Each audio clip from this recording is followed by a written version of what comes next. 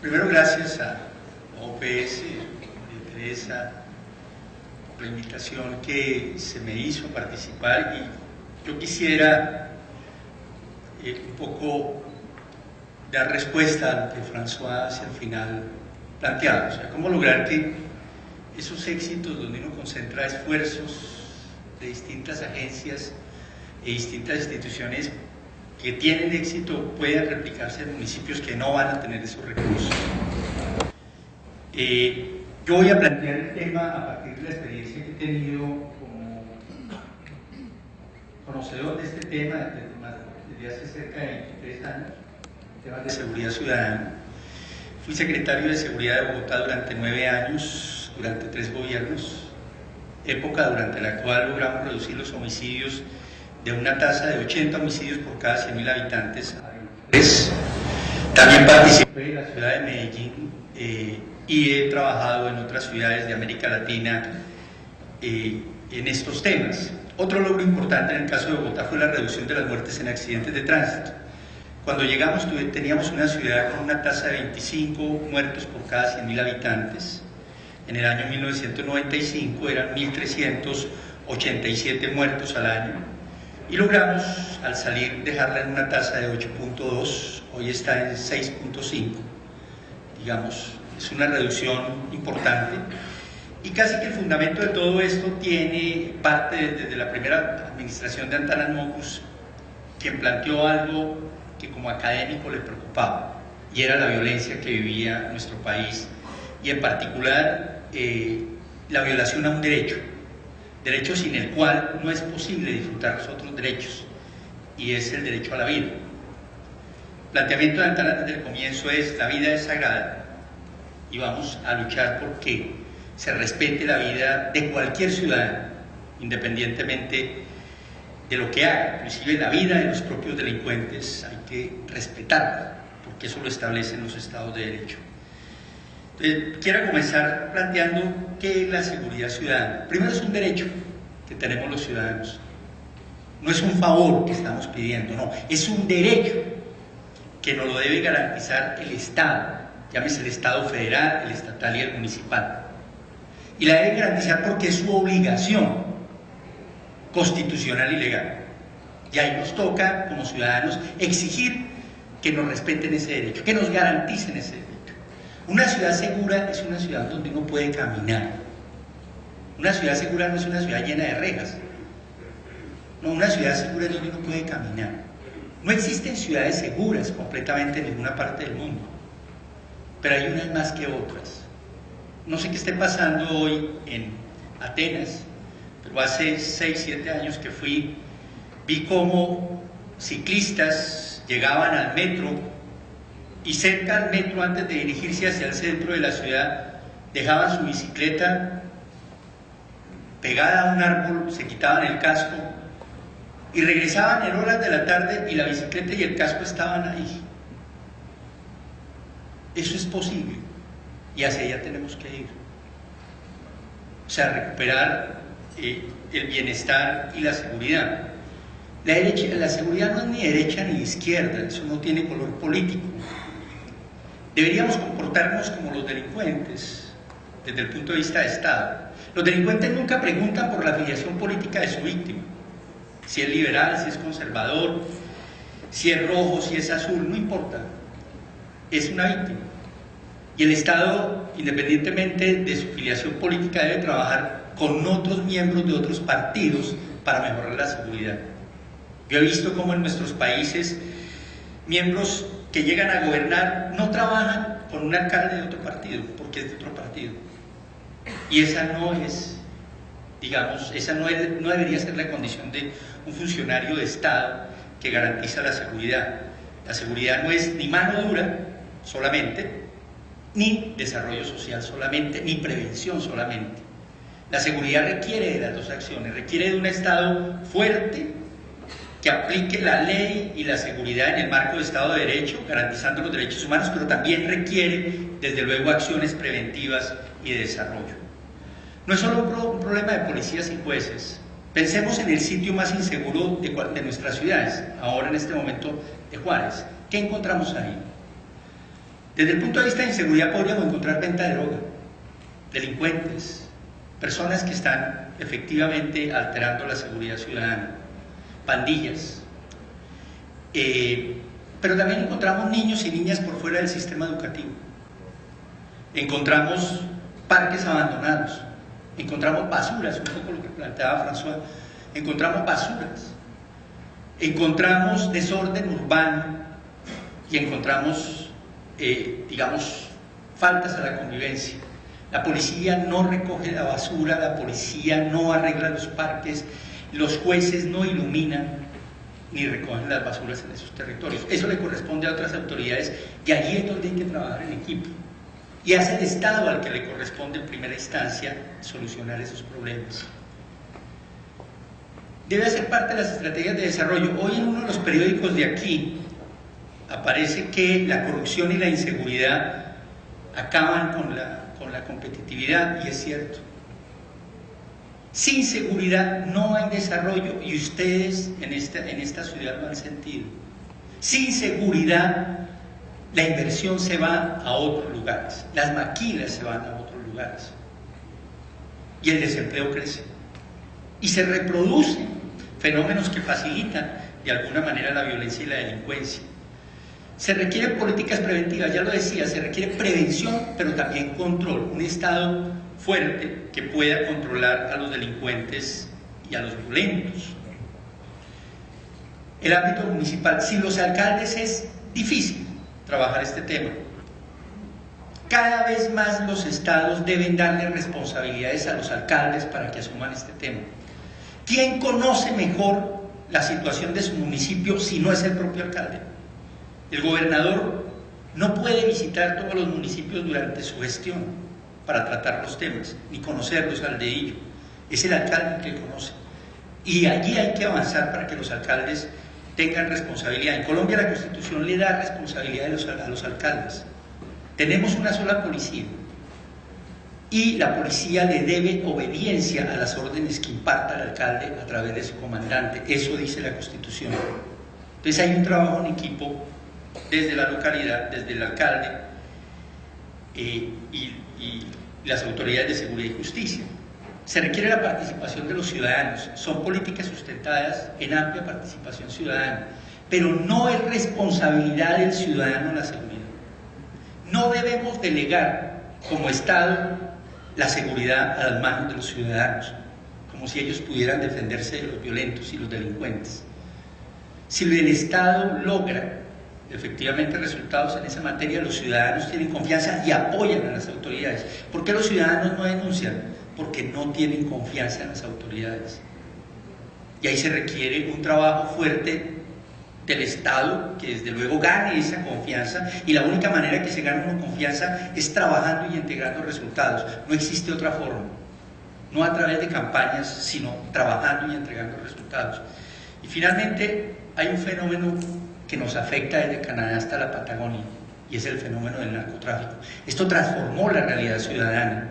Este ya no es un problema solamente federal, es que venden droga al frente de nuestros colegios, venden droga en los parques, venden droga cerca de nuestras casas, y allí no podemos esperar a que llegue un policía federal a solucionar el problema porque no hay suficientes. Es necesario que las autoridades municipales hagan algo frente a ese fenómeno. Y hay que involucrar a los estados y a todo el Estado en su conjunto para enfrentar un fenómeno que tiene problemas de alta violencia, afecta nuestra seguridad, y lo digo con pleno conocimiento de un país que no solamente tiene un fenómeno de narcotráfico desde hace muchos años, sino también un conflicto armado. Esta es la violencia a nivel de las Américas. Fíjense cómo en los últimos 20 años la violencia ha crecido en la mayoría de los países. O sea, es el fenómeno que más hoy preocupa a los ciudadanos. Estas, digamos, las estadísticas. Y preguntaba esta mañana cuál es la tasa que tiene Ciudad Juárez hoy, o hasta el año 2011 por lo menos, para mirarla desde el punto de vista anual. Y ahí está, digamos, muchas vidas. O sea, si no garantizamos el derecho sin el cual no es posible disfrutar los otros derechos, que es el derecho a la vida, es muy difícil realmente avanzar. Entonces tenemos problemas desde el punto de vista de seguridad en las Américas, en los países de las Américas. Y lo reflejan las encuestas a nivel también de las Américas. A los ciudadanos les preocupa el tema de la seguridad, inclusive por encima del desempleo, que es la curva azul, que era la preocupación en años anteriores. Cada vez más nos preocupa qué pasa en la calle. Como padres nos preocupa cada vez que salen nuestros hijos a la calle. Nos preocupa esa situación y seguramente eso hace que tengamos fenómenos de alto estrés y otras enfermedades posibilitadas por este tipo de angustia que vivimos a diario y que hoy ponemos este tema en el centro de nuestras preocupaciones como ciudadanos. Como les decía, fui secretario de Seguridad durante 9 años de esta ciudad, de Bogotá. Es una ciudad de 8 millones de habitantes. Esto nos sucedió y nos sigue sucediendo, sobre todo por atentados de las FARC, pero tanto de las FARC como del narcotráfico. En varias oportunidades hemos tenido temporadas de 3, 4 años de atentados terroristas en los años 90, a comienzos del año 2000, y otra vez se ha presentado en los últimos meses algunos actos en la ciudad.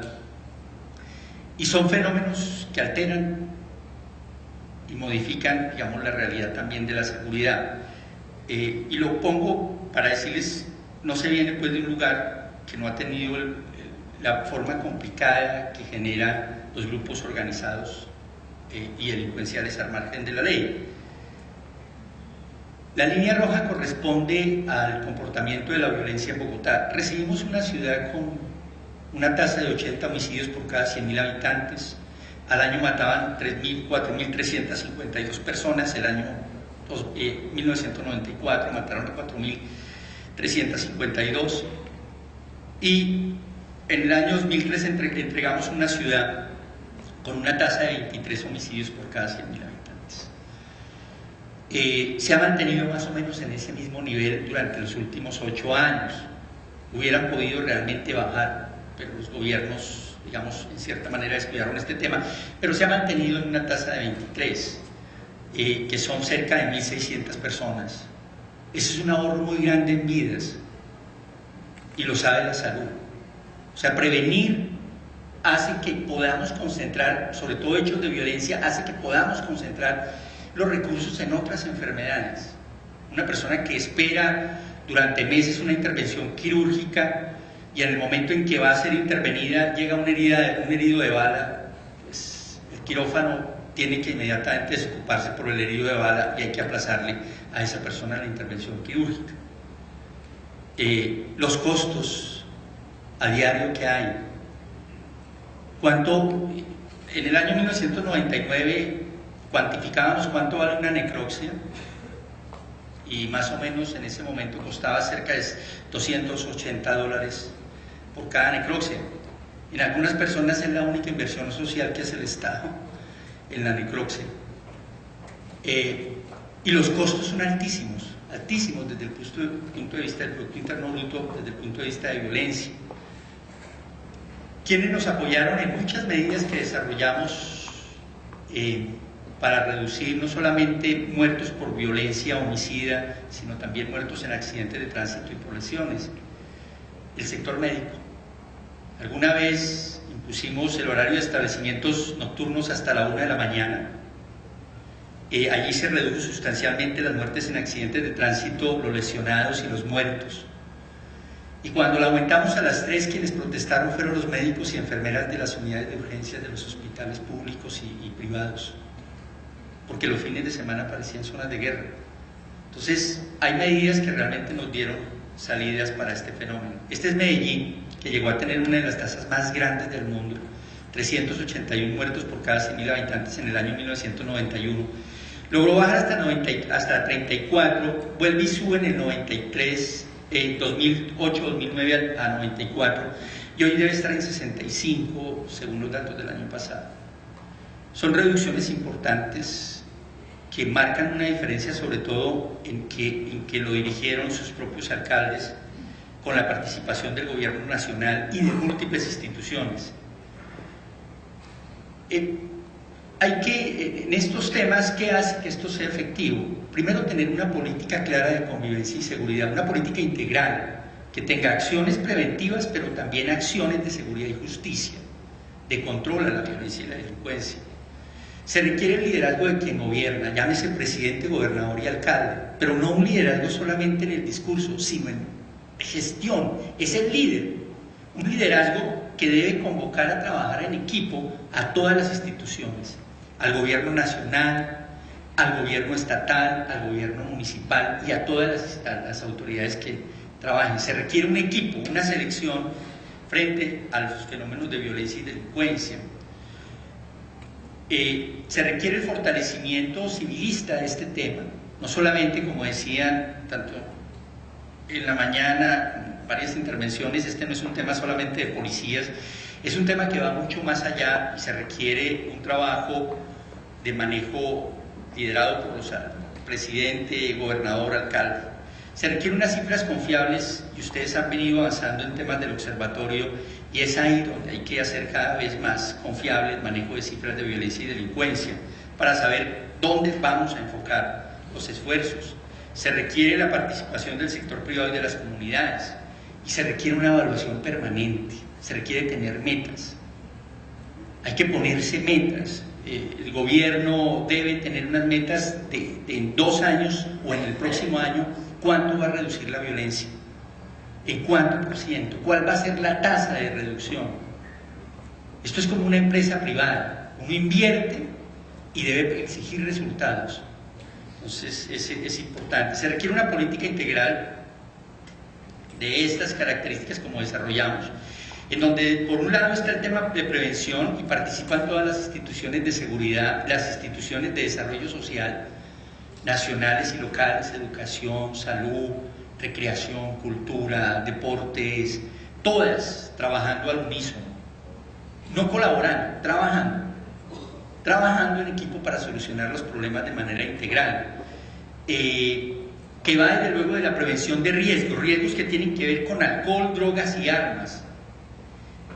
Un tema de cultura ciudadana, hay que cambiar el comportamiento de los ciudadanos, no solamente desde el punto de vista de temas que afecten la convivencia, sino también la violencia. En muchos casos resolvemos conflictos de manera violenta y hay que promover los mecanismos alternativos de resolución de conflictos.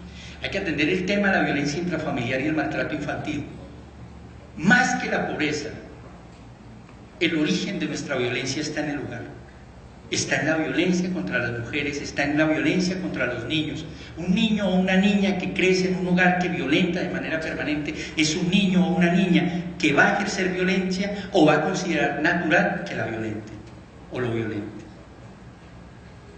Es allí donde también debemos trabajar, atendiendo todos estos temas. Atención a grupos vulnerables como jóvenes, migrantes, sobre todo en este territorio, el fortalecimiento de la justicia y la seguridad en 4 campos, infraestructura, movilidad, comunicaciones y sobre todo algo muy importante, recurso humano. Necesitamos invertir en nuestro recurso humano. Siempre digo, cada pueblo tiene la policía que se merece. Tenemos la justicia que nos merecemos. Si no somos capaces de invertir en temas importantes del desarrollo y en temas de la seguridad, vamos a tener la seguridad y la justicia que nos merecemos o que estamos pagando. Se requiere un fortalecimiento de la justicia y desde luego en ese amplio espectro se requiere el fortalecimiento de centros penitenciarios y carcelarios, no solamente para adultos sino también para adolescentes e infractores de la ley penal. Ahí tenemos, es simple y llanamente en nuestros países, violencia y delincuencia almacenada, no más. Eso es lo que tenemos en nuestros países. Desde nuestros abuelos nos han dicho que las cárceles son universidades del delito y nos vamos a morir y van a seguir siendo eso. Lo sabemos, pero no hemos encontrado una solución a ese problema. Estas son las instalaciones de muchas policías en algunos países. No son las más adecuadas. Las condiciones en que viven, se desarrollan y ejecutan su trabajo tampoco es lo más adecuado y hay que modificarlas. Pero también se requiere una inversión. Estas son unidades policiales que comenzamos a construir en Bogotá en áreas específicas de la ciudad. De estas construimos 20, como les digo, es una ciudad de 8 millones de habitantes. Y de estas construimos 123 a lo largo y ancho de la ciudad. La policía debe estar cerca a los problemas, no fuera de los problemas. Una policía más cercana a los ciudadanos, no por fuera de los problemas. Este es un mapa de Medellín, allí donde trabajamos, hicimos unos diseños, hicimos una distribución más efectiva de la policía en la ciudad, y desde luego eso daba un cubrimiento y unas responsabilidades por control. Pero también es el tema de ordenamiento de ciudad. Se requiere que nuestras ciudades sean, les decía, una ciudad segura. Es una ciudad donde uno puede caminar, donde uno puede realmente encontrarse. Entre otras cosas, el lugar donde se ejerce la democracia es en la calle, y es ahí donde uno se encuentra con rojos, amarillos, negros, azules, todos. O sea, ahí nos encontramos todos, ricos, pobres, y es ahí donde ejercemos la democracia. Entonces, la ciudad en Bogotá, bueno, en los últimos años otra vez ha vuelto a decaer el tema de la invasión del espacio público por descuido de los gobernantes últimos. Tuvimos un muy mal gobierno que acaba de acabar, casi acaba con la ciudad. Tanto el alcalde como su hermano están en la cárcel, afortunadamente, por mal manejo de recursos. Teníamos cerca de 9.600 unidades invadiendo el espacio público. Cuando terminamos habían 60, se dio soluciones también a los vendedores ambulantes, pero la recuperación de espacios, ¿para qué? Para caminar. O sea, poder disfrutar. Es también, no es solamente la recuperación del espacio, sino que todas las actividades deben estar orientadas hacia la gente en la calle, la cultura, la recreación, el deporte, el encuentro ciudadano. Espacios como estos es muy difícil garantizar seguridad. Se recuperan y ya se pueden mejorar. Igual comportamientos ciudadanos en donde uno obstruye el paso de peatones con el carro. Esto se mejora únicamente subiendo, allí lo llamamos andenes, y ya los carros no pueden volver a subir. El Estado no construye parqueaderos. Quien quiere tener un restaurante cuyos clientes llegan en carro debe tener parqueadero. Pero es también la recuperación de entornos urbanos como este, que quedaban a 300 metros del Palacio Presidencial, de la casa del presidente, de la casa del alcalde, del arzobispo, del Congreso, del Ministerio de Justicia, completamente deteriorado, en donde uno encontraba poblaciones vulnerables, muy vulnerables y con alto consumo de droga. Allí se vendía toda la droga del mundo, drogas y armas. En un deterioro grande, poblaciones y familias que desde luego se hizo una intervención social y arquitectónica. Se construye allí un parque y se reubican a las familias y se comienza a intervenir una población que no habíamos atendido. Encontramos más de 1.500 adictos, algunos de ellos terminales, en donde desde luego hay que atenderlos. Encontramos 823 niños y niñas sin papá ni mamá, que hay que crear estructura, y hubo que crear estructura para atenderlos hasta que sean mayores de edad o se puedan valer por sí mismos. En ese lugar mataban a 235 personas al año en el año 1996. Nosotros llegamos en el año 1995, ahí subió un poco y luego comenzó a caer la violencia en ese sector. Se intervino para convertirlo en parque en el año 1999 hasta el año 2000. Estos son resultados de la recuperación de espacio público en varios delitos, solamente recuperando el espacio público y mejorando la ciudad. Cae el homicidio, caen los hurtos, se recupera la ciudad, cierto desorden, el antes y el después. Se crean infraestructuras importantes en temas de educación. La educación fue central y ha sido central, digamos, en el desarrollo de tanto ciudades como Bogotá o Medellín. Y el tema de las bibliotecas y grandes colegios ha sido importante, pero también el mejoramiento de la calidad.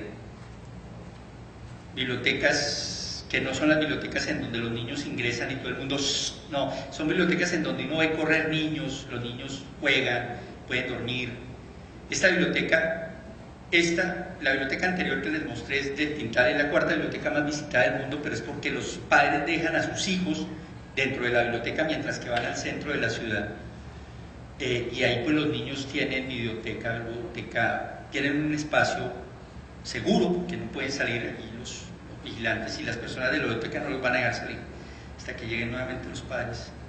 Grandes colegios en sectores deprimidos de la ciudad, y la recuperación del espacio hacia afuera, lo que se hace en Ciudad de México, grandes ciclovías, los fines de semana, los domingos, de 6 a 2 de la mañana.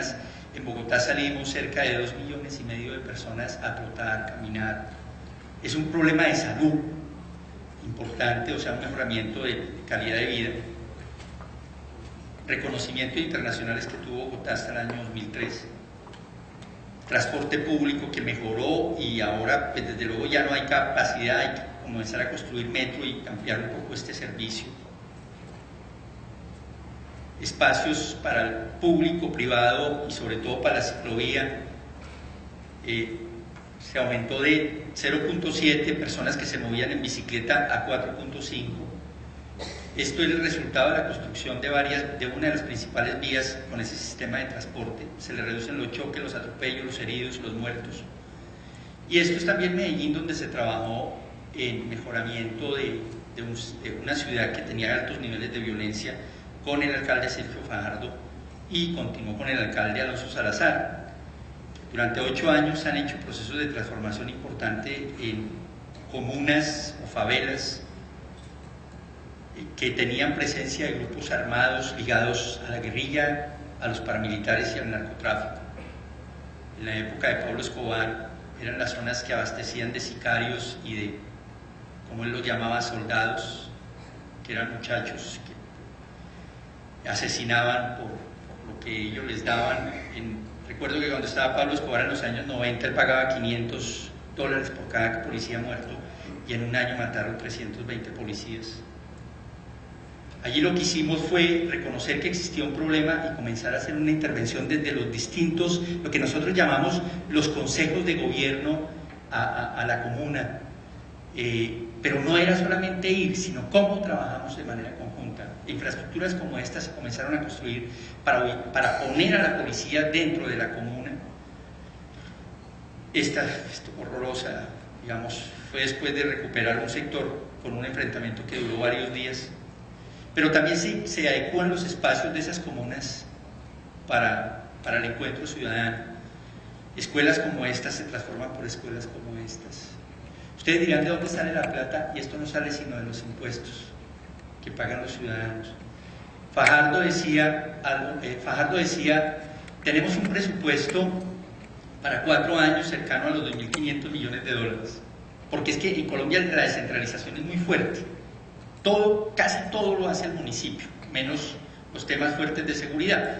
Tiene responsabilidad, pero el responsable es el presidente. Y la Policía Nacional. Y él decía, si no nos robamos el 10% que se roban normalmente los políticos, tenemos 250 millones de dólares para construir 50 colegios de estos. Y eso fue lo que hizo con su gente. Yo trabajé con él 2 años. Bibliotecas. Esta la donó el gobierno de España, que es la Biblioteca España. Pero entonces varias soluciones que se dan sobre esos territorios: biblioteca, polideportivo, escuela y unidad policial un poco más hacia el costado.